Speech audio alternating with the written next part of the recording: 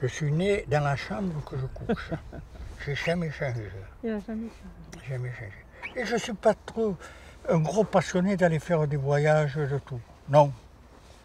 Ma vie, elle est ici, elle est là, et j'ai mes collègues à la carrière, et tout le reste. Je ne suis jamais allé à Paris. Ça me paraît trop drôle. Je peux le raconter. Ah, tu peux raconter ce que tu veux. Bon, mon beau-fils, ma fille et mon beau-fils n'étaient pas pour faire agriculteur, viticulteur. Bon, ils étaient dans le commerce, d'un côté, de l'autre, et de tout. Et j'avais même perdu un peu courage, parce que je me sentais tout seul et la propriété, il n'y avait personne pour s'en occuper. Et puis il y a un beau jour qui m'a dit, il y a 20 ans de ça, 20, 21 ans. Et puis il m'a dit, papou, on monte une cave et je viens à la propriété. J'ai sauté sur l'occasion et voilà. Ça t'a rajeuni de 20 ans d'un coup. Et... Ah, ça, je l'ai toujours dit, ça m'a filé un coup de fouette. Vous savez ce que ça veut dire un coup de fouette? Ça m'a remis en action. Voilà. Et depuis, il est toujours en action. Puis le bon Dieu l'a voulu comme ça, puis ça y est.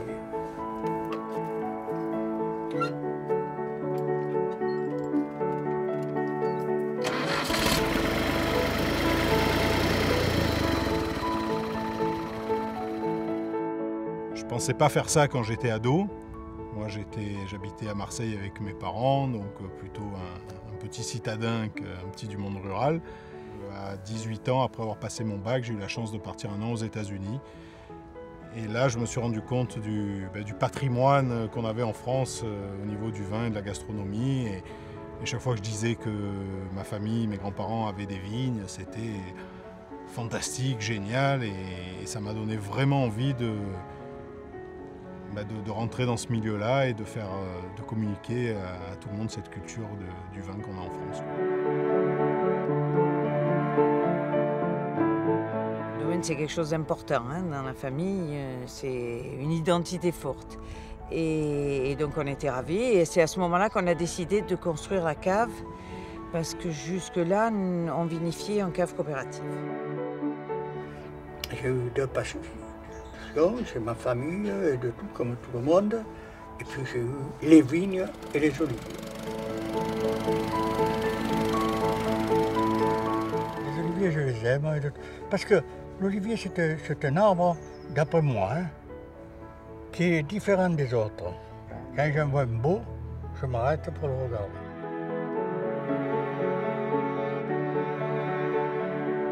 La propriété des Loves, la principale, là-haut, quoi. Il y a un terroir exceptionnel. Et il peut le dire, il est à la cave, il s'en rend compte. Les vins primés, ils sortent toujours de l'eau. C'est terrible, ça. Même, dans le temps, on y faisait moins attention. Je peux dire que j'y croyais, mais sans trop au terroir. Maintenant, j'y crois ferme.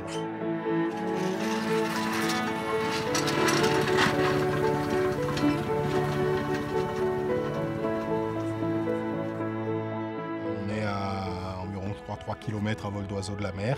Et du coup, pour les vignes, on est dans une zone qui est quand même assez sèche, avec une hygrométrie, enfin une pluviométrie faible.